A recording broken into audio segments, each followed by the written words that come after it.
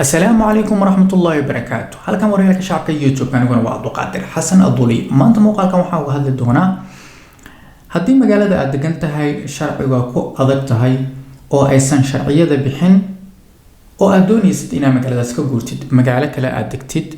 haddaba intaad guurin ka hor maxaa lagaaga baahan yahay haddii ay tahay markii kugu horeysay ee bartan warayka shacabka YouTube ka soo boqoto waxaan ka codsanayaa qaybta hoose ee casaanka inaad noo taabatid subscribe noo taabatid sidoo kale haddii aad asxaabtii hore ka mid ahaydna like iyo commentiga intuba waa inoo muhiim haddaba fikir ama talo haddaad haysid isla markaana aad jeclaan lahayd inaad asxaabta bartan warayka shacabka YouTube ka ku taxan aad doonaysid inaad la wadaagtid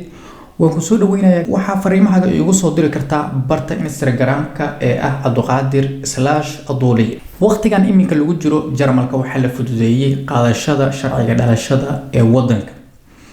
waxaa jira magaalooyin sharci bixinta aad ugu adag dad badan oo wadankan degan laftirkooda sharciyadii u diiday haddaba magaaladaada hadday sharciyada ku adag tahay oo aad doonaysid magaaladaas inaad iskaga tagtid magaalo kale degtid maxaa lagaaga baahan yahay maxaad u baahanta inaad samaysid inta aadan guurin ka hor waa muhiim in aad mar walba ogaatid tilaabada aad qaadaysid haddii aad doonaysid maanta magaalada aad degan tahay inaad ka guurtid oo magaalo kale degtid waxyaabo badan baa isbedelaya oo ay ka mid tahay magaaladaas oo aad muddo degneyd dhinac walba oo aad markaasi la macaamili jirtay ha noqoto kaararka caafimaadka ha noqdaan goobihii aad ka shaqayn jirtay haddii aad ilmo leedahay oo asxaabul family aad tahay waxa laga yaabaa ilmahaagu inay dhigtaan iskuul qaarkoodna ay kindergarten aadaan dhaqaatiir inay leeyihiin macallimiin inay lahaayeen wax walba horta way isbedelayaan guuritaankuna si ahaan wax fudud ma ahaan wadankan hadda ee Jarmalka sida wadankeenu iyo kale uma fududa haddii wadanka magaalada aad degan tahay ay sharcigeedu aad u adag yahay aysan dadku sharci siinin oo aad doonaysid magaalo kale inaad degtid laba farsamo waa sameyn kartaa marka ugu horeysa inta aadan guurin ka hor aad wax walba oo lagaga baahan yahay ama shuruucda sharciga dhalashada lagu qaadanayo aad soo buuxisay maxaa kamid ah marka ugu horeysa horta BINS shahaadadeeda inaad haysatid qodobka labaadna waxa uu noqonayaa in aad shaqaysid oo qof shaqaysta aad tahay haddii aad hooyo tahay aad waqti kamid ah waqtiyadaada maalinlaha aad shaqaysid haddii aad tahana shaqo full side aad haysid isla markaana familkaaga iyo ilmahaaga iyo noloshaada aad dabari kartid marka intaas markaad buuxisid oo foomkaasi uu ku buuxsan yahay oo shuruudahaasi aad dhammaantood soo dhameystirtid marka ugu horeysa aad hal fursad tijaabisa taas oo ah in aad marka hore adigu addresska aad bedelatid intaada familkaaga aad wada rarin oo magaalo kale aad la degin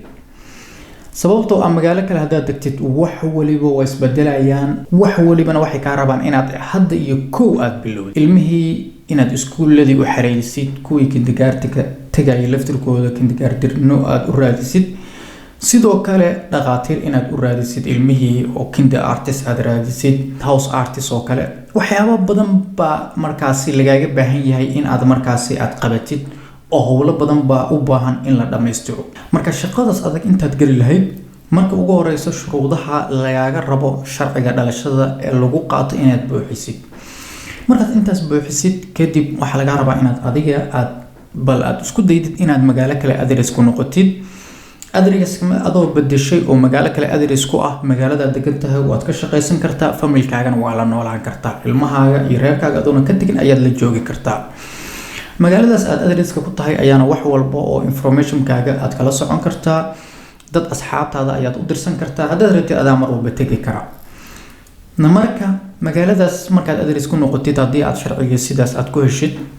way fududaanaysaa in magaaladaada marka aad ilmahaaga iyo xaaskaagaba aad sharciga u xareysid ama ilmahaaga iyo saygaagaba aad sharciga u xareysid marka haddii marka arrinkaasi aad isku daydid oo arrinkaasi markii aad soo xalisid oo adiga sharciga aad soo qaadatid kadib familka uu sharciga ku adkaado